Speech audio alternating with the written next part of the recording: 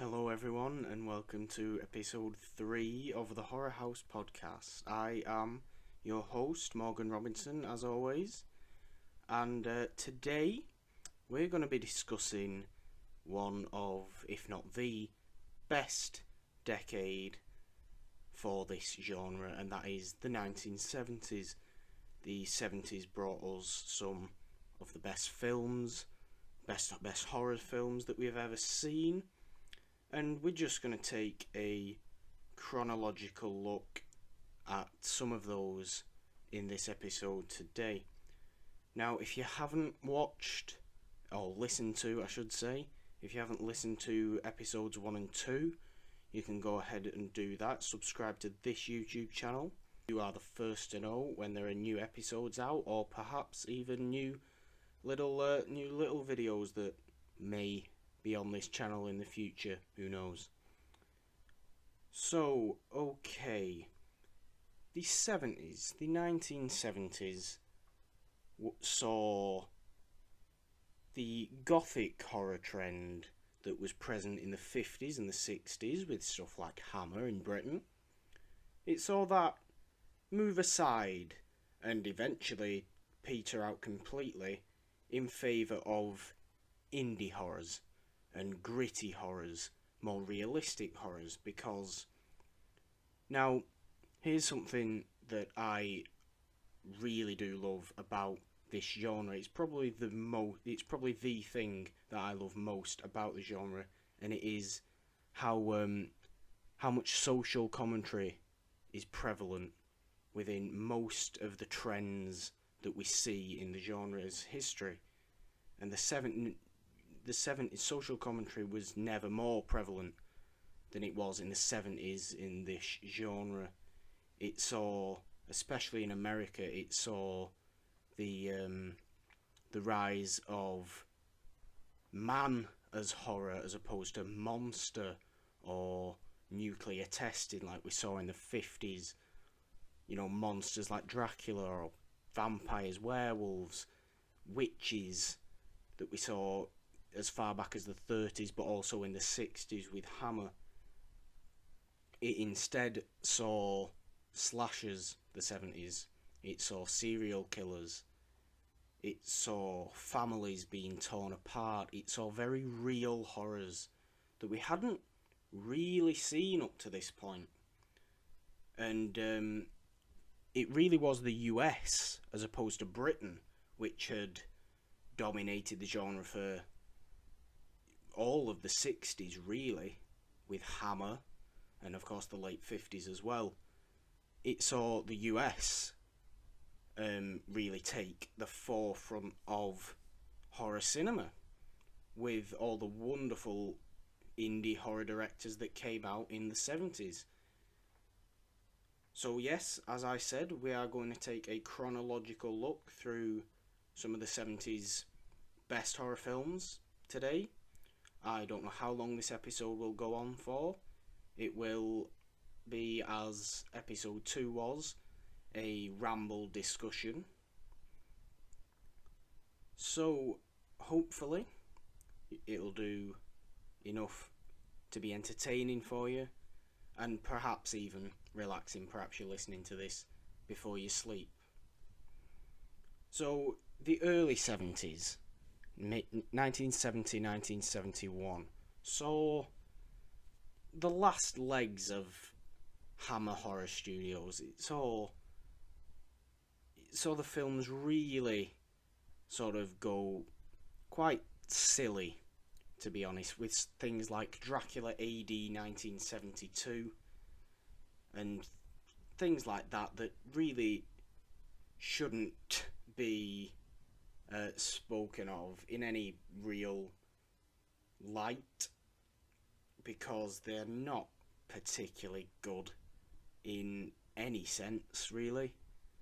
And it just meant that the genre needed this change that the 70s brought it, because people were getting tired of these gothic films by this point.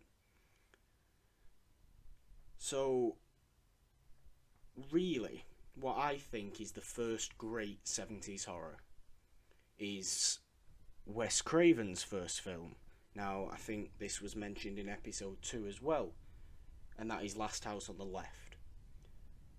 From 1972. Last House on the Left is one of the grittiest, one of the most uncomfortable films I've ever had the pleasure of watching, because I enjoy Last House on the Left, as uncomfortable as it makes me feel. It is an incredibly grim, gruesome film. There's no denying that. It's not stylish or garish in any way that the horrors of the 50s and 60s were. It's grainy, all the G's apparently. It's gritty, grainy, grim, gruesome, gory. I'm just thinking of random G words to describe Last House on the Left now, but they all fit perfectly. It tells the story of two 17-year-old girls who are travelling to a concert when they try and score some drugs in the city and get kidnapped by a group of escaped convicts who do unspeakable things to them. Now, while this may sound like a potential start to a torture porn film, as we'd see in, the mid to late noughties, but let's not talk about that trend. Last House takes a turn that you really don't see coming by the end of it. It's not a long film. It's about 85 minutes, but the group of convicts take the girls out to the middle of the forest, where they commit unspeakable acts to them. And there is a very famous scene with a lake. The lake in the middle of this forest, where the leader of the group kills one of the girls, and it's just so realistically shot. It's almost as though it was a documentary, and I think that's what early Wes Craven was all about. He liked this gritty realism to his films in the 70s, and he went completely the other way later in his career. But he started off very, very gritty, very, very raw, and it just works very nicely. But Last House is certainly not a film I would recommend to everyone. It's certainly not for the faint of heart, but it's very, very well worth watching if you can take that sort of very realistic, very gruesome horror. Okay, let's go a bit different for this next one. We're going ahead a year now to 1973, and we'll come back over to Britain just for this one. We'll come back over to Britain with The Wicker Man.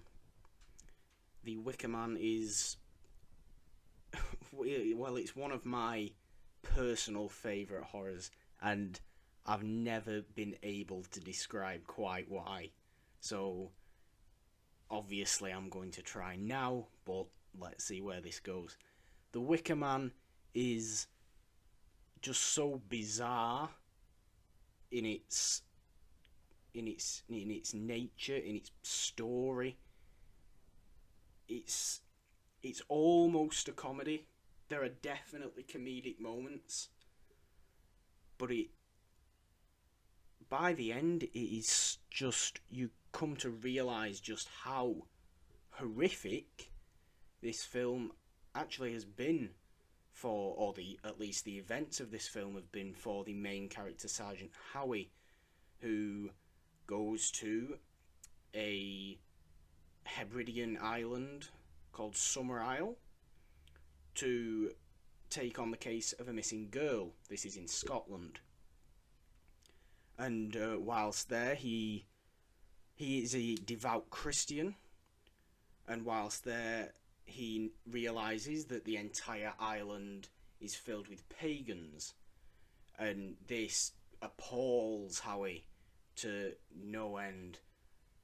Everything that the Islanders do just further and further adds to his hate of these people, and that's where the slight comedic moments come in, the outrageous shock that Howie has towards these people, and at least by today's standards of what we consider sort of almost normal, it's quite humorous that Howie thinks sort of free love and you know, nature worshipping is so horrific. But you know, he is a devout Christian of the 1970s, and it makes sense, and that's why it makes sense and works as a horror for me.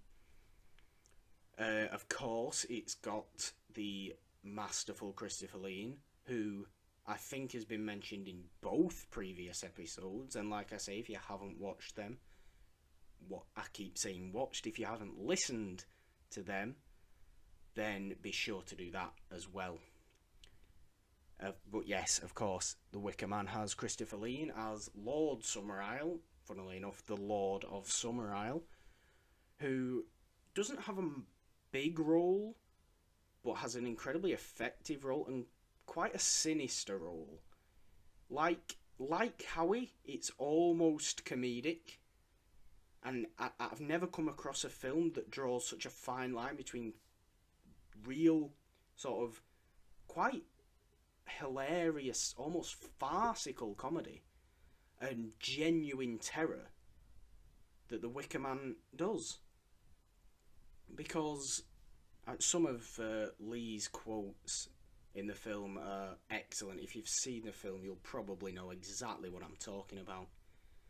But by the end, you can see just how sinister and how horrific, I keep using that word for a reason, the Islanders really are to Howie. He has a horrible time on this island, getting nowhere in his case of the missing girl, and just becoming more and more disgusted by these people's actions. And at the end, you know, it's not called the Wicker Man for no reason. There is a large burning Wicker Man, and if you haven't seen it, I'll let you guess what happens. But The Wicker Man is definitely one of my favourite horror films, not only of the 70s but of all time, really, that I've seen. And I have seen quite a few. I'm not bragging there. I haven't seen every horror ever. I don't think anyone really has. But I think The Wicker Man deserves to be held aloft above most in its quality. What Robin Hardy does, the director does with that film, is it takes guts, but it really pays off. So next, I thought we'd talk about what many people consider to be the greatest horror of all time, which is The Exorcist. Now, I don't have as much of an affection for The Exorcist as a lot of horror fans seem to. I have always appreciated what The Exorcist did for the genre. I've always appreciated what The Exorcist was doing within that film. I like the performance of Linda Blair as Regan. Not Reagan, that was the president. Regan. Yeah, I'm not quite sure on the pronunciation for some reason, but okay. Yes, I like what Linda Blair was doing with that. I like the effects. I like the makeup effects. Makeup effects are excellent. There does come a point when it's the outrageous projectile vomiting that even I think is a bit poor. I don't want to say poor, but I think it's a bit dated. Dated's a much better word. I think that effect is a bit dated, and especially for the tone of film that it was in. If it was in something like Evil Dead, I would not care because it fits with the tone. But The Exorcist is such a serious, dramatic film that I think such an effect like that has sadly become dated. That's maybe why I don't hold The Exorcist as high as many people do. Although I still enjoy the film, it's a good film. But I don't feel... Ellen Burstyn is much better in that film than anything else. Ellen Burstyn as the mother is phenomenal in that. Her performance is excellent. That is true. That is a true showing of family breaking apart. She does not have a clue what to do. She ends up calling on the church, of course, which leads to the world-renowned "The Power of Christ Compels You" scene, and everything else that is well known from that film. You know, not only horror fans know that film, every person on the planet, I think, knows about The Exorcist and the spinning head and the projectile vomiting and the levitation and all that sort of stuff.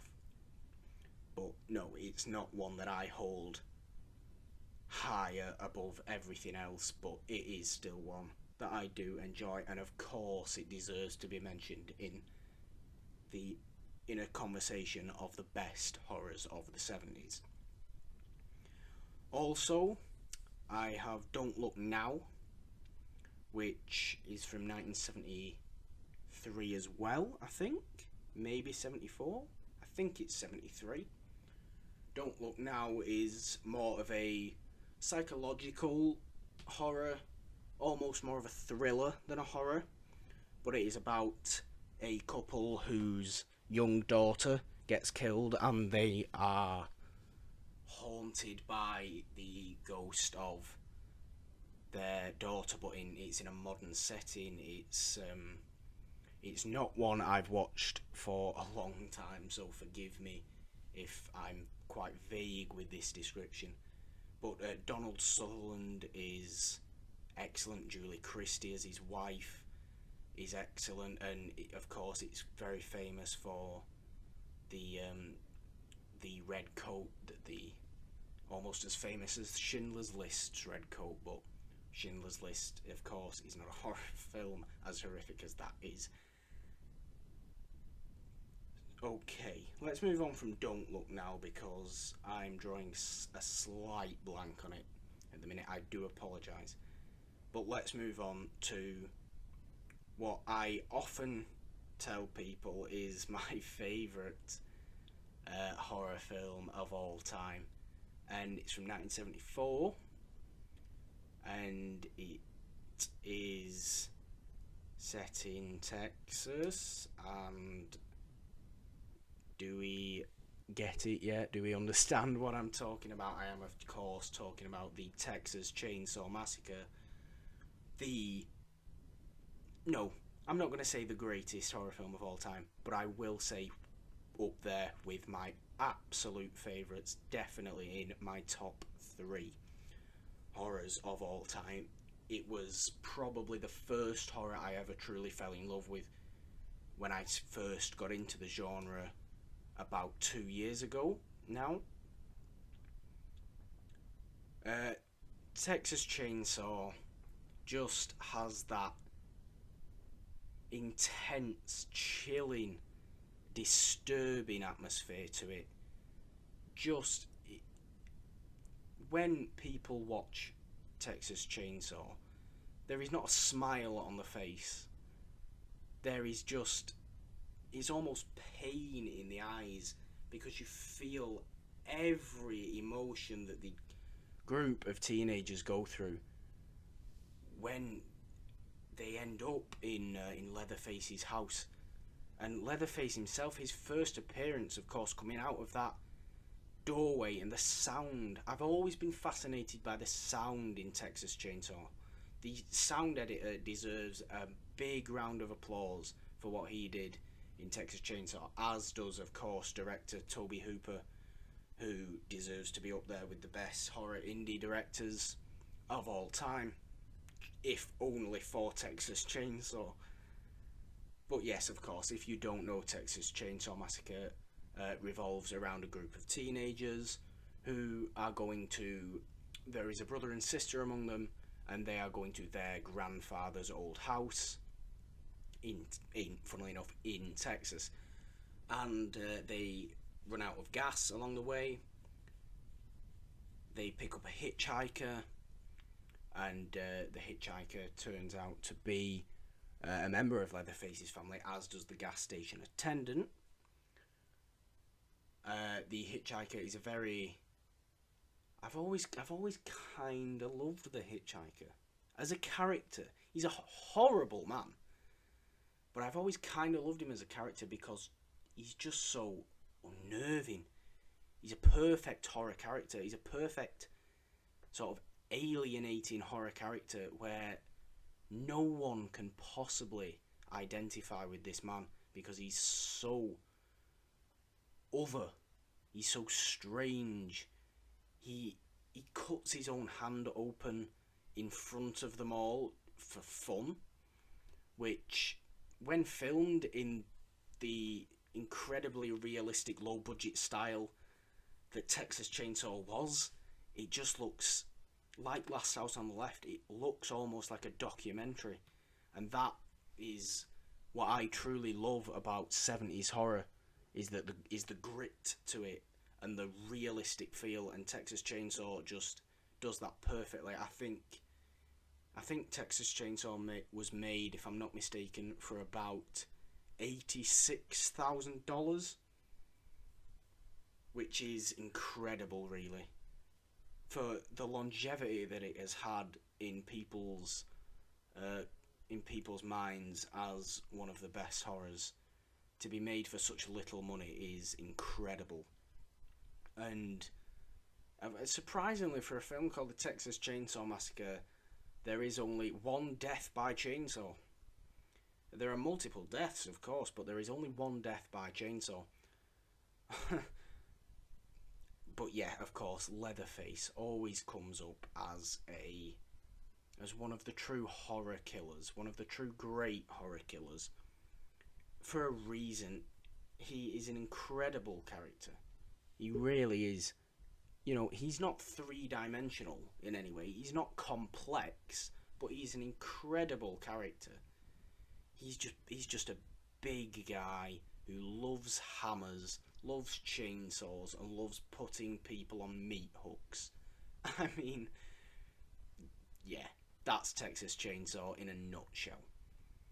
If you have not seen the Texas Chainsaw Massacre, I implore you to go out now and do whatever you can to see the Texas Chainsaw Massacre. I have only been able to introduce a couple of people to it since I watched it originally myself. But both of those people have claimed that it truly frightened them to the core, and that's what horror's all about, isn't it? You want to get chilled to the bone. That's why we love horror. We love getting scared, and Texas Chainsaw just does that, and just does that perfectly. Now, another from 1974 that I'd like to talk about is Black Christmas. Black Christmas is a slightly smaller film. You know, it's not as well known, but it is known among horror fans as arguably the first true slasher film. This is before Halloween, which you're of course going on to talk about later. This is before the big trend of 80s slasher films. This is 1974. Funnily enough, it's set at Christmas time in a sorority house, and the killer phones up quite similarly to Scream and picks the sorority housemates off one by one. It's now it would be considered quite a conventional horror film, but you know, being released in 1974 when slashers weren't a thing. You know, this was something new. It was a bit of a takeaway from the gritty nature of stuff like Last House and Texas Chainsaw Massacre, a takeaway from the religious aspect of things like The Exorcist and the Hammer films. It was something different. It was killing. It was pure killing. And there are some genuinely intense moments. Any good slasher needs those intense scenes, and Black Christmas definitely delivers on that front. I think one of the deaths is someone gets wrapped up in a plastic, I think it's a plastic curtain, as suffocated, and I think it's a curtain. And I've always kind of loved that death. I'm always into those slasher kills that are different from the rest. It's why I love a film called My Bloody Valentine from 1981 that we sadly won't be talking about today, but I'm sure we'll get on to soon. Yes, Black Christmas, it's definitely worth checking out. Definitely check that one. I keep saying definitely because definitely is a great word. Okay, let's move on again to a film that I consider as the greatest religious horror film of all time. And of course, this might be blasphemy when I've just talked about The Exorcist as me not holding it up so high. This might be blasphemy to some people, but The Omen is the greatest religious horror film of all time. The Omen is phenomenal. I remember the first time I watched The Omen and I was truly blown away. You know, obviously it's entirely centered around religion. Damien is the son of Satan, and the story is about his father, played brilliantly by the legendary Gregory Peck. It's the story of his father trying to find out why Damien is acting so strange, and you know, he eventually figures out that he is the son of Satan and not biologically him. But there are scenes in The Omen that are just incredible. You know, right at the start you have that famous hanging at the child's birthday party, at Damien's birthday party in fact. I think it's his 5th or his 6th birthday party, and that, you know, for a 5 or 6 year old to just have the terror factor that Damien has, you've got your hands on a bad kid, there. But yes, Gregory Peck's character, I think he's called Robert Thorne. Yeah, he travels to Jerusalem to try and find out about this sort of satanic aura around his son. And while back at home, Damien just keeps making these strange things happen. The nanny that the Thorns get in is incredibly creepy. You know, to me, it is the perfect religious horror film. And I'm not sure anything's going to come close to The Omen. Personally, of course, I'm not sure anything's going to come close to The Omen anytime soon that matches its religious horror aspect. Though its foreshadowing within the film is incredible. You know, throughout the famous church spire going through the priest, the decapitation, it's all foreshadowed, and it's almost a mystery. In fact, it is a mystery. It's a mystery horror film, and the mystery grips you just as much as the horror does, and it really gets you in there, and it is an incredible film to watch for anyone, because for anyone with the stomach to deal with a few gruesome scenes, you know, it's not gory in any sense of the word, but there are some rather nasty deaths in The Omen. But for anyone who's willing to watch that, it is an incredible film, and I really do love it. I really, really do. Okay, again from 1976 now. I do have a list of them. We are going to talk about a Stephen King adaptation, which I'm sure, having said 1976 and Stephen King adaptation, many of you horror fans have already guessed that I'm going to be talking about Carrie. Now, Carrie, the character, isn't the horror of Carrie at all.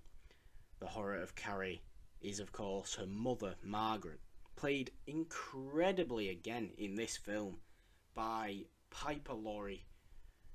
Really, really stunning performance as a religious fanatic who is so horrible to her own daughter. And of course, Carrie has these telekinetic powers that she struggles to control. And by the end, I'm sure everyone's familiar with the end of Carrie, the prom scene.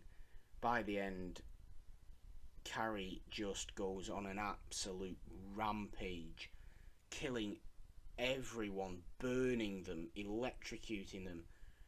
And then eventually she goes home and her mother is there, and, well, if you haven't seen it, then no spoilers. Although, the very end of the film, there's a dream sequence. Now, anyone who has watched Carrie definitely knows what I'm talking about now. The dream sequence by Sue has the best jump scare of any horror film. Now, I'm not a massive lover of jump scares by any means. I think they're cheap. I think they're a cheap, startling, way of scaring someone that isn't as effective as drawn out tension or an atmosphere can be. But I can't deny the effectiveness of the jump scare at the end of Carrie. I can't deny that. And I really do love it. I'm getting a smile on my face when I think about it now. Let's go back gritty. Let's go back to Wes Craven. And let's go Hills Have Eyes. The Hills Have Eyes was mentioned also in episode 2. So once again, go and check that out. I'm not saying it just for the sake of saying it. The Hills Have Eyes is similar to Last House on the left, in the sense that both it's Wes Craven, and of its gritty realism. But this one deals with cannibals as opposed to convicts. So, I think you can probably guess where that ends up. Yeah, I mean, like I said before, Wes Craven just had this nature in his early work of real gruesome realism in his films, and this is another example where it just works perfectly. Absolutely perfectly. I mean, again, The Hills Have Eyes is certainly not for everyone, but it's definitely worth the watch if you ask me. Okay, I want to move on a couple of years now to 1978.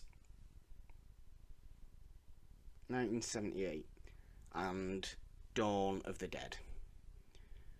Dawn of the Dead is the sequel to what many consider the beginning of the new indie horror trend of of course, the sequel to Night of the Living Dead from 1968, which no hasn't been talked about because, of course, it is a 60s film, but it will be mentioned due to it being the true start of this indie horror trend.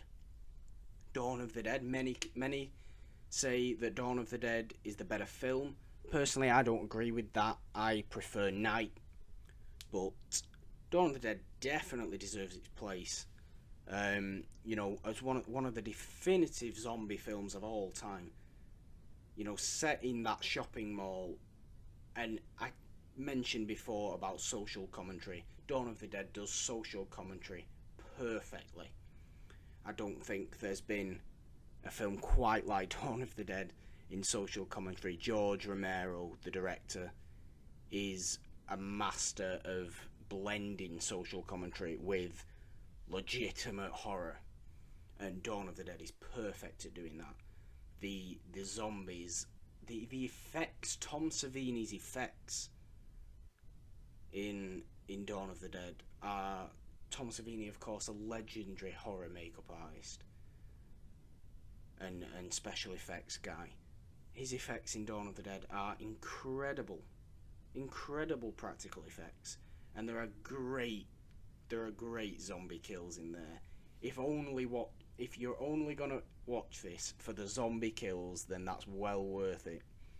But if you look into the social commentary side, you'll get so much more out of the film, and it is truly one of the greats of the decade. It really, really is. I want to start speeding this up now because we might go slightly over what I wanted to go. But, of course, we're into 1978, and the discussion of 70s horror would not be complete without the definitive slasher film that is Halloween. Now, I think Halloween and John Carpenter have been brought up in all three HorrorHouse episodes now. But, I mean, that's for a reason. If nothing else, that just shows that Carpenter was, and will forever be, a staple of this genre. Halloween is not considered the definitive slasher film for no reason. Halloween is perfect in every sense of a slasher. The music, the tension, the killer, Michael Myers, the final girl, Jamie Lee Curtis, will be having, I'm sure, a fantastic discussion on the aspect of the final girl in an upcoming episode. So, of course, be sure to check out for that. But Halloween is... Now, I've known people to not like Halloween, and I don't think I'm friends with those people anymore.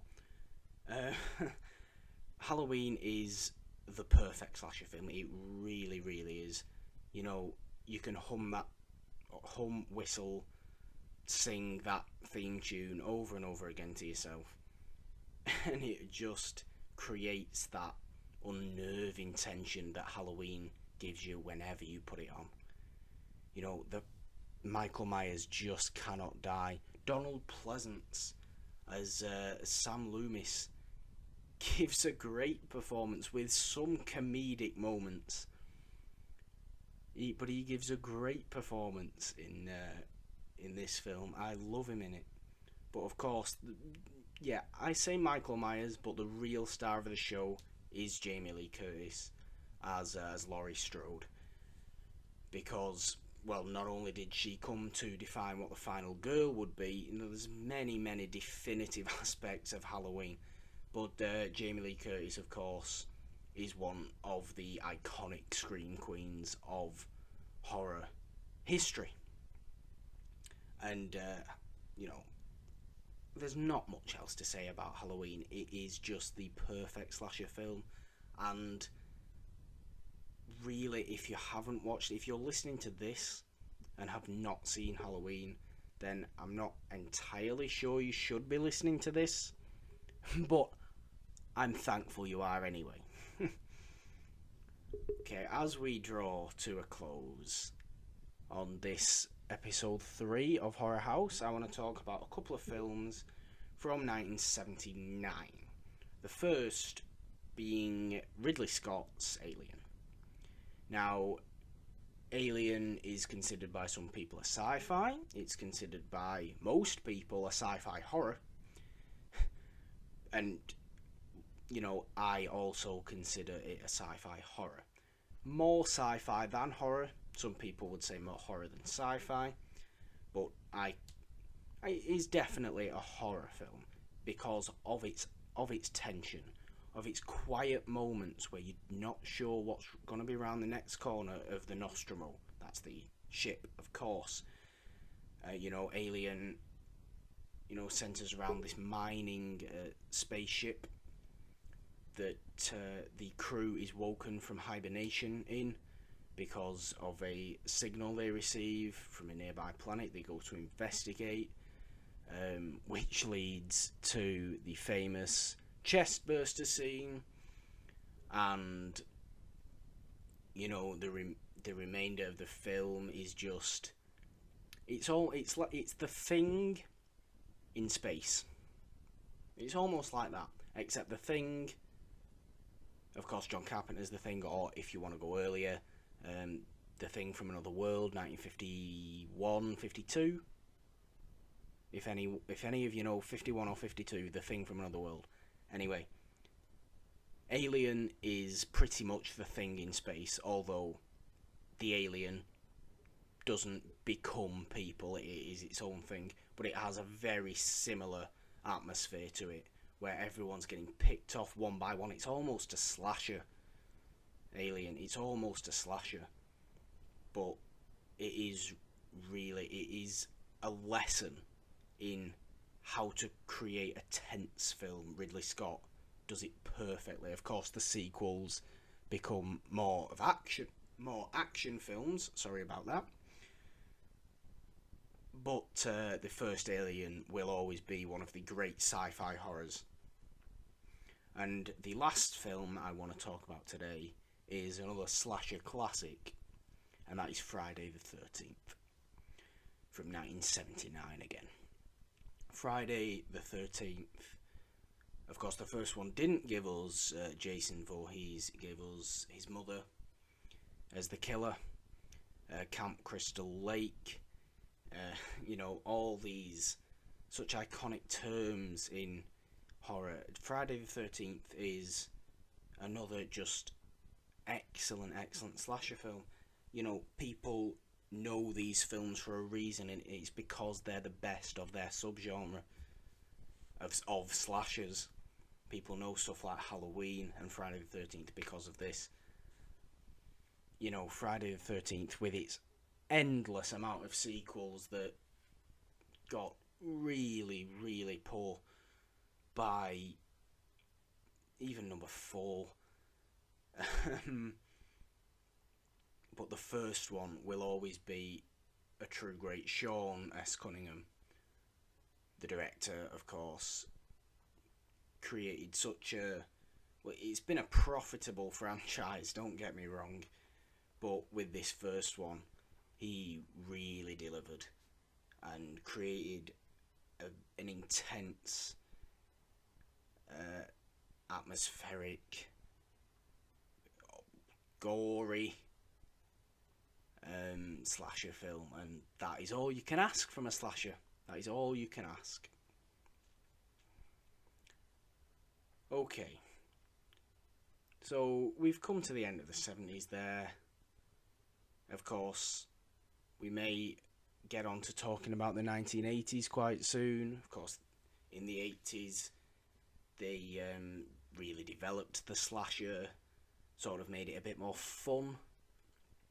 The gritty nature of some of the films from the 70s, that went away in favour of more stylish, more effects work, and quite similar to to Hammer in that way, where sort of gritty atmosphere went away in favour of sort of style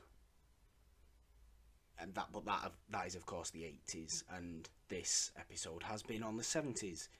And I stand by what I said right at the start. The 70s is one of the, if not the best decade this genre has to offer. And if you haven't seen much 70s horror, it is well worth checking out a lot more of it. I absolutely love this decade for the reasons that I give when discussing all of these films. Okay, so let's just take this moment at the end just to take care of some business. If you enjoyed this episode, be sure to subscribe to this YouTube channel for more. Be sure to follow the podcast on Twitter, which is at HorrorHousePod. Use the hashtag HorrorHousePod if you have any questions, either on this topic, if you have any suggestions for future topics. That Twitter is always active in answering any questions, responding to any messages that any listener has. Any feedback is appreciated. You can also follow myself on Twitter and Instagram at the Purple Don, that's with an N.